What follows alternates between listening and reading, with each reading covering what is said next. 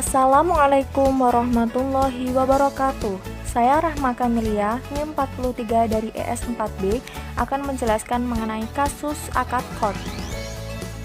Apakah bank syariah melanggar hukum apabila tidak mencairkan dana sesuai dengan nominal yang tertera pada akad yang menyebabkan usaha debitur macet? Langkah hukum apa yang harus ditempuh sebagai pihak debitur yang dirugikan? Mari kita simak penjelasannya dalam video berikut ini. Langsung saja saya akan menjelaskan mengenai permasalahan yang telah saya paparkan sebelumnya, yaitu mengenai bagaimana jika bank syariah itu tidak mencairkan dana sesuai dengan akad yang telah disepakati. Kemudian langkah hukum apa yang dapat dilakukan oleh si debitur untuk menyelesaikan permasalahan ini. Sebelumnya saya akan mengkategorikan akad ini kepada akad qard, yang mana akad qard adalah akad pinjaman yang diberikan lembaga keuangan syariah kepada nasabah dengan ketentuan si nasabah ini mengembalikan dananya sesuai dengan waktu yang telah disepakati.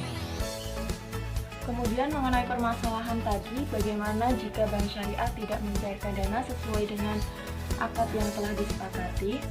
Sebelum menjelaskan itu, semua kegiatan perbankan syariah itu telah diatur dalam Undang-Undang Perbankan Syariah, termasuk dalam sanksi yang akan dikenakan apabila suatu pegawai termasuk Dewan Komisaris itu tidak menjalankan tugasnya dengan maksimal, akan dikenai suatu sanksi tersebut. Prinsip bank syariah itu ada salah satunya prinsip kehati-hatian.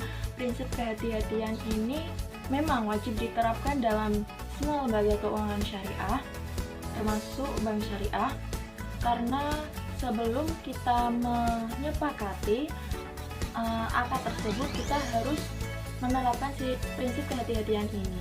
Apakah si nasabah ini mampu mengembalikan dana dengan waktu yang telah ditentukan itu. Kemudian apabila telah disepakati antara bank syariah dengan si nasabah ini, maka bank syariah itu harus mencairkan dana sesuai dengan yang telah disepakati.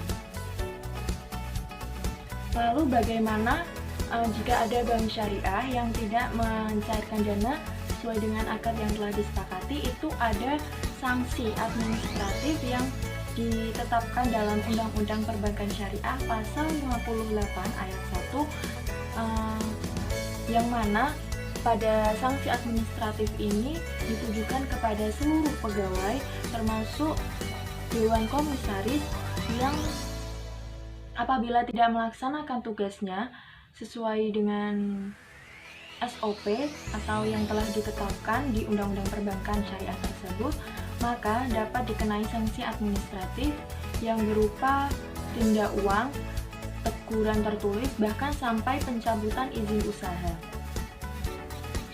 Jadi apabila ada nasabah yang tidak mendapatkan dana sesuai dengan akad yang telah disepakati antara lembaga keuangan syariah dengan nasabah, maka dapat diajukan kepada pengadilan agama, yang mana nanti pegawai atau lembaga keuangan syariah tersebut dapat dikenai sanksi administratif yang mengacu pada pasal 58 ayat 1 Undang-Undang Perbankan Syariah.